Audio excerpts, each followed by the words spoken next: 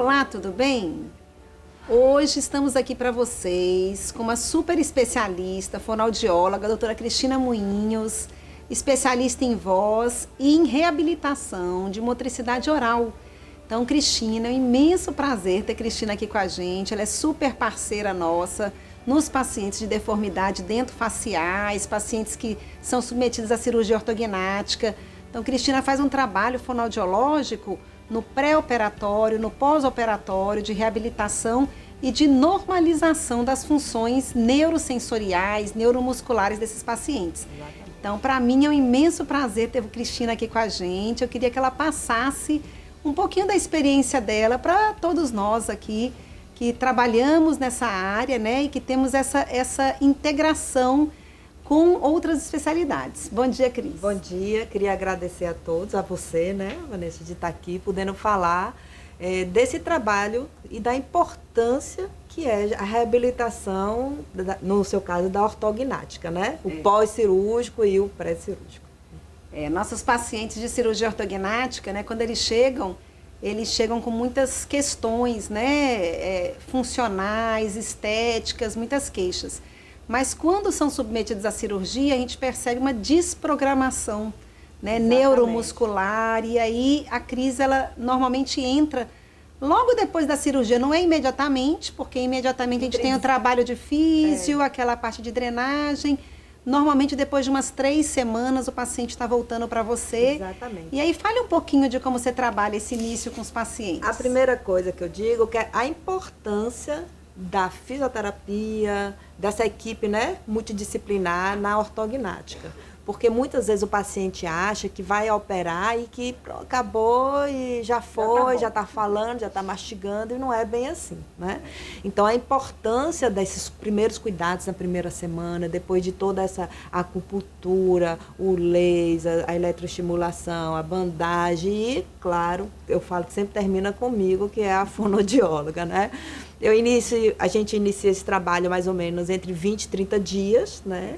Fazendo toda uma anamnese completa para saber realmente o que está acontecendo o pós-cirúrgico. Porque as queixas agora mudaram, né? Então, você tem que estar bem apta a detectar esses problemas, sendo mastigação, a deglutição, uma queixa de todos é o sorriso congelado, né? As parestesias, enfim, são várias coisas que eu entro com um trabalho específico para cada um.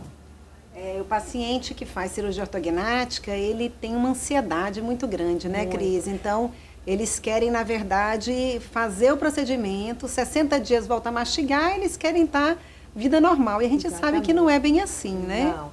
E principalmente porque eles têm que colocar na cabeça, né, que quanto mais tempo eles demorem de iniciar com essa reabilitação e que às vezes com pouco tempo ele vai ter problemas depois. Sim, as sequelas. As sequelas. A gente tem que buscar um equilíbrio até a conscientização dessa importância, né, dessa reabilitação pós-cirúrgica é muito importante.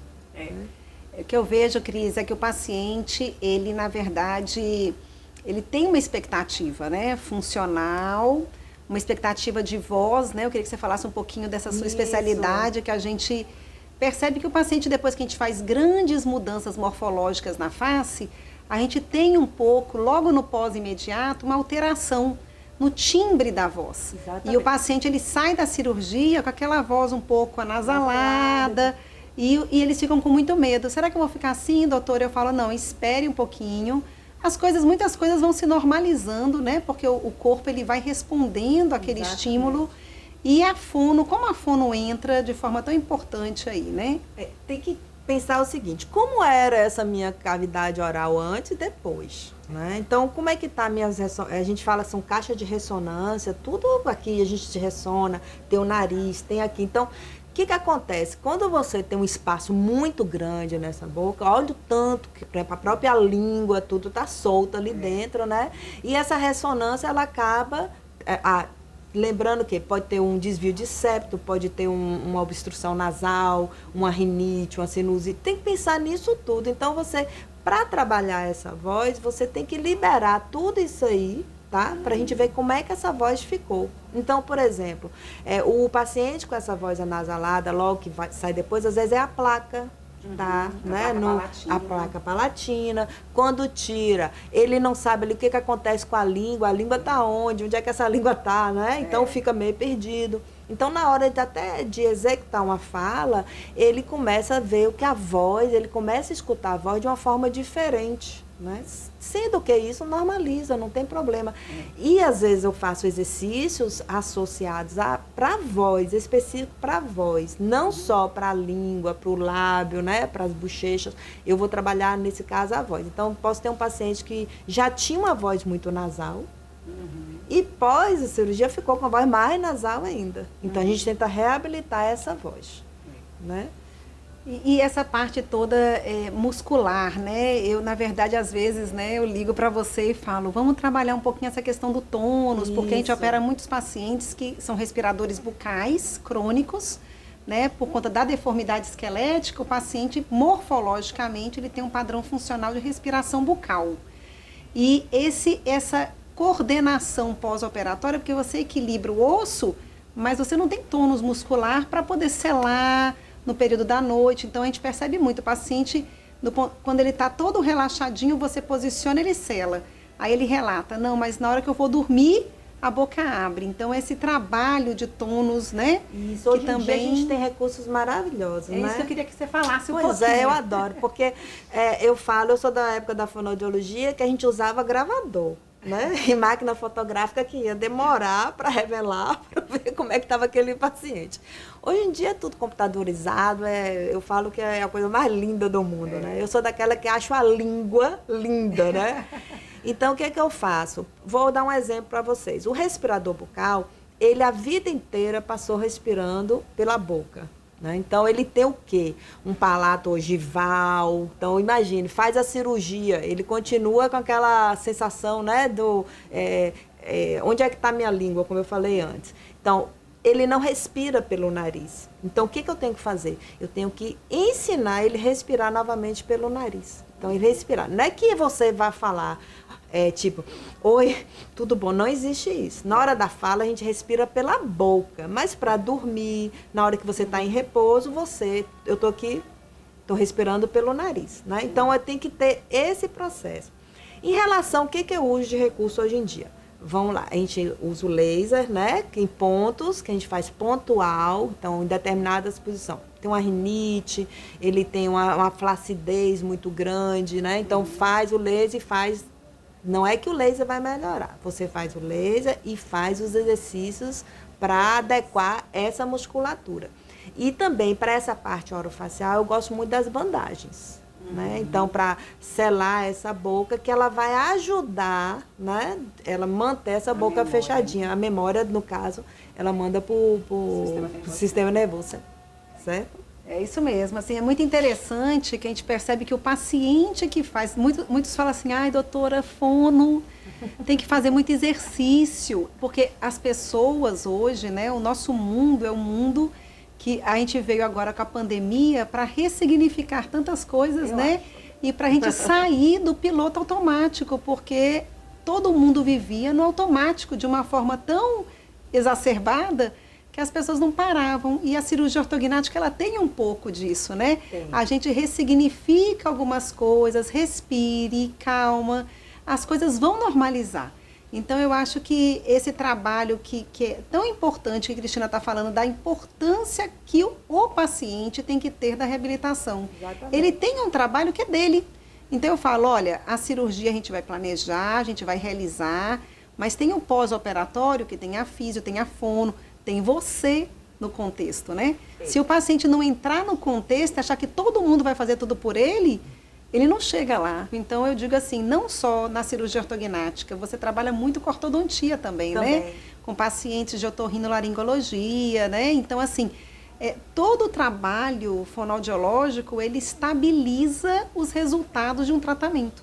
Então, eu vejo isso de uma forma tão importante, tão, assim, essencial na minha vida, eu não consigo nem imaginar um paciente sem fono no pós-operatório, porque principalmente os pacientes com interposição lingual acentuada. São pacientes que eu falo no início, na hora que chega aqui no consultório eu falo, olha, a fono vai ser para você essencial, porque senão a gente vai fazer tudo e você vai perder. Então, o paciente ele tem que ter a consciência de que ele tem que reabilitar, né? Como qualquer cirurgia, na verdade, né, Cris? Isso. E o que eu digo é, quanto mais cedo você iniciar, né, você vai ter um resultado melhor. E uma coisa importante, vai chegar um determinado tempo que essa musculatura ela não vai responder mais a nada. Então, se você demorar muito de fazer as reabilitações, chega uma hora que você vai ser muito mais complicado. A gente percebe isso, né? Quando o paciente, o que acontece? O paciente passa pelo processo cirúrgico, na hora da fono ele cansou. Né? Ele está com 3, 4 semanas, ele fala, não quero mais fazer, estou cansada, aí faz um mês, para. E o trabalho, muitas vezes, não é uma coisa tão imediata, né? Então, queria que a Cris falasse um pouquinho desse tempo, esse período mínimo de você reabilitar, né, um sistema, porque é todo um sistema de motricidade que você vai reabilitar, não é uma coisa que você faz em 15 dias, 3 semanas, né?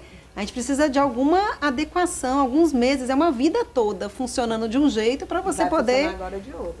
Então, o que eu busco, assim? Primeiro, quando eu faço a avaliação, eu divido todo, né, língua, lábios, bochecha, até, o que você tem, né? Tem paralisia facial, tem pacientes que pode acontecer, né? Tem parestesia. Qual é o seu problema? Então, a gente vê desde a mastigação, deglutição, dicção, e aí eu separo quais são os problemas e vou atuar diretamente nessas áreas. Algumas áreas eu trabalho um todo. Eu só vou dar, por exemplo, se você tiver um problema maior de um lado, aí eu vou puxar mais desse lado, né? Exercitar mais do que o outro. Mas, normalmente, principalmente essa parte facial, eu entro com exercícios gerais, tipo malhação mesmo. Tem halteres, tem bola de soprar, tem língua de sogra, o que você imaginar. Muito material de sopro. Então, essa necessidade que eu tenho, assim, de buscar qual é a sua dificuldade, né? Qual é o seu problema, o que o paciente está tendo, né? Qual a sua queixa atual? Você está com pouca salivação, você está com muita salivação. Então, isso tudo é importante, porque uma paciente que tiver com muita salivação, provavelmente essa musculatura não está funcionando. Que a última coisa que eu vou pensar é que tem alguma coisa que não está, que esteja produzindo, né? Então, a principal é a musculatura. Então, essa é a necessidade de trabalhar, né? Então, eu trabalho o lábio, a língua. A língua eu sempre pego muito forte em língua para ter o resultado. E quanto tempo? Essa é a maior... Eu gosto que a pergunta é, em quantas sessões eu vou melhorar? Eu falo, nem eu sei, mas tudo bem, né? Vamos lá. Eu tento fazer um trabalho de 2 a 3 meses a língua. Porque a língua, você tem que lembrar que ela é um músculo. Então, ela tem que trabalhar, né? Você está ali aquela linguana, você tem que estar trabalhando ela. Então, assim, entre 2, 3 meses a gente consegue posicionar ela, se for uma língua que não tem muitos problemas. Quais seriam esses problemas de língua? Vários, né? Então, essa projeção de língua ao falar, assoalho da boca, ela fica embaixo. Normalmente as pessoas acham que a língua tem que estar deitadinha mesmo, e a língua tem que estar em cima, né? Então, a parte muscular de lábios, onde as pessoas trabalham mais, eu vejo que os pacientes, eles investem muito mais nessa parte facial, de estética e tudo, entendeu? E eu coloco entre 3 a 1 ano de reabilitação. Agora, eu acho, Cris, eu queria saber a sua opinião aí. Eu acho que aqui no Brasil a gente tem um avanço grande nessa área de fono pós-cirurgia ortognática. A gente viaja muito, né? Eu, na verdade, visito vários serviços do mundo. E vira e mexe, você está, né, Estados Unidos, Europa, em tudo que é lugar. E eu não vejo as pessoas fazendo reabilitação pós-cirúrgica assim, com essa seriedade, com esses protocolos que a gente tem aqui. Eu não sei se você vê esse tipo de trabalho tão avançado. Eu acho o Brasil, assim, eu vejo a nossa reabilitação muito à frente de muitos lugares, né? A fonoaudiologia no Brasil... dá de 10 nos outros países. Eu considero, estou falando isso não querendo usar. Mas, assim, a gente tem, o brasileiro tem a capacidade de inovação, de pesquisar. E nós temos, graças a Deus, orientadoras, né, e professoras e mestres, assim, que elas buscam novas maneiras, né, e muitos estudos. Em São Paulo nós temos pessoas maravilhosas, né, Salvador também, tudo mais. Então, o que acontece? Quando você sai, você vê uma reabilitação, você vai pesquisar, né? E assistir aulas, não chega, não. O que eu vejo? Eu estou vendo hoje em dia muita gente participando dos grupos daqui do Brasil. Sim. Então, eu participo de vários grupos e eu estou vendo muito, principalmente Portugal, que pela facilidade da língua, né? Tem a Espanha também, que eu tenho visto bastante profissionais. E isso na parte de motricidade. Na parte de voz é que eu acho nos Estados Unidos uma coisa mais parecida, assim, tem coisas legais, entendeu? Mas assim, essa parte de motricidade, nós brasileiros, ó, já assim, na verdade é uma constância, assim, quando eu chego em outros locais para dar uma palestra, apresentar um curso, me perguntam muito a questão do pós-operatório, como é que eu consigo acompanhar os pacientes, manter o trabalho de reabilitação. Eu falo, é protocolo, você tem que instituir um protocolo, trabalhar com bons profissionais, parceiros, né, que entendam aquele trabalho daquele paciente e tudo em prol do paciente, né? Então a gente está ali tentando trabalhar o pré-operatório, a cirurgia, o pós-operatório, para que o paciente se reabilite mais rápido, né? E o que eu vejo a comparação dos pacientes? Realmente, o que segue o protocolo da físio, da fono, de tudo, tem uma evolução muito melhor do que aqueles que não fizeram nada. Com certeza. Entendeu? E é nítido, nítido. Você chega assim, você vê... Você já sabe quem fez, quem não fez. Você operou ortognática? Eu sei que você operou, mas você não fez nada, né? E o paciente, às vezes, até se gaba. Eu não fiz nada. Eu falo, eu tô vendo que você não fez nada, né? Eu brinco, tô vendo, tô ligada aí que você não fez nada. Então, e a gente vem numa geração agora muito preocupada com essa parte de estética. Então, assim,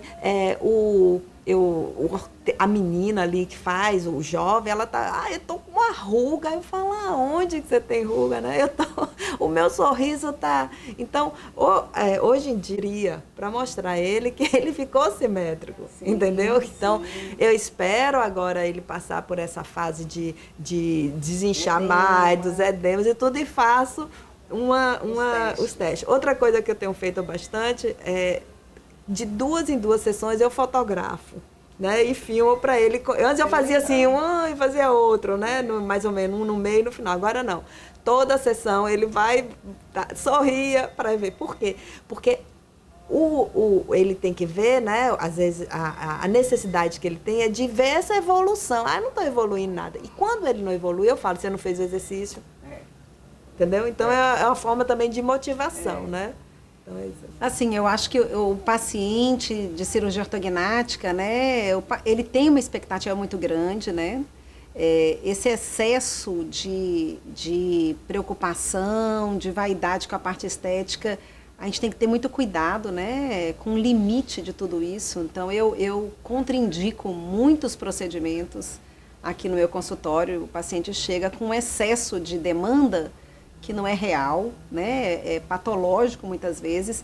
E quem dá o limite são os profissionais também, né? Então, assim, porque tem paciente que, se o profissional for na cabeça do paciente, porque existe a pessoa transporta, né, ela, na verdade, algumas coisas para outras, né? E a gente tem que saber diagnosticar isso aí, diferenciar, né? Tem uma coisa, assim, que eu falo que eu acho muito importante, é a aceitação dele com ele mesmo. Você passa a vida inteira olhando para aquele espelho, tá ali, né, sua imagem, tudo, e você olha depois, você não se reconhece. Então, essa é uma coisa importante, porque tem gente que, tudo bem, tá ali, eu tô melhor, mas tem gente que pira, não sou eu, não ficou bom, eu não gostei. Então, uma coisa que eu vi no início da ortognática, que eu falo assim, desse boom, foi as pessoas procurando como se fosse uma cirurgia plástica. Sim. entendeu? Que ela fosse fazer aquela cirurgia, que depois ela ia ali, tá tudo bem, né? E não é bem assim.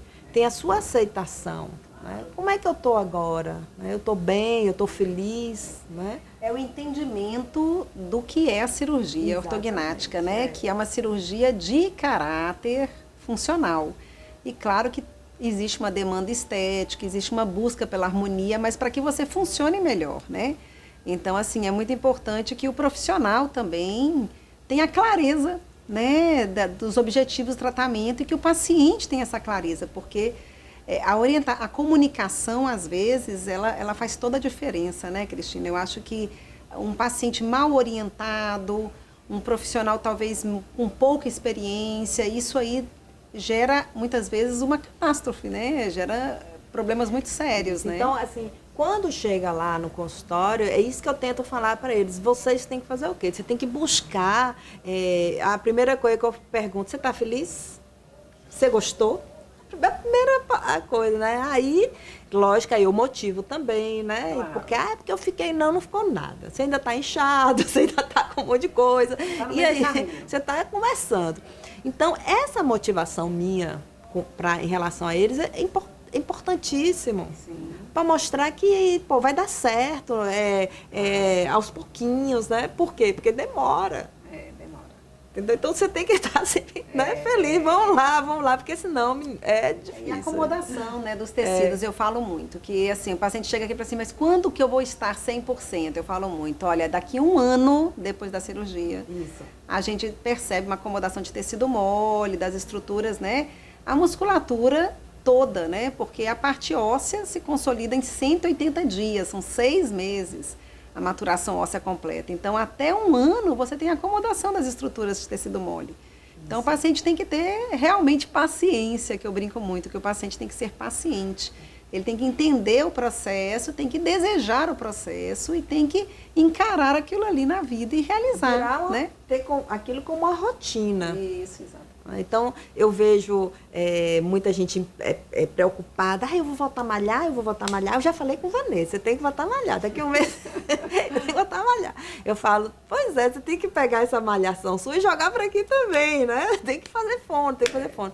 E eu vejo que tem uns pacientes extremamente dedicados. Eu sempre falo, ó, faça 3 vezes por dia, porque vai ficar em 2, né? Em 2 já tá bom, né? Então, e esse primeiro iníciozinho, assim, o primeiro, segundo mês para mim é o que eu mais pego no pé, né? E depois eu vou tirando, botando exercício, diferenciando, né? Botando um lá, o cá. Mas, assim, eu fico muito satisfeita com o seu trabalho. Eu falo, pô, eu fico, né? Que eu tiro antes ou depois, e eles querem ver quando eles fizeram a avaliação, que eu filmo antes, aí durante a gente está sempre filmando. Então, essa parte do visual, né? Como eu era e tudo. Então, é um trabalho também que eu acho que entra com a parte da terapia, da psicologia, né? Pô, eu era assim, mas olha como é que eu já tô, como é que eu já evoluí, né? Então, é importante isso. E, realmente, eu sou aqui, não é porque eu estou aqui na frente, todos fã, né? Trabalho muito bacana.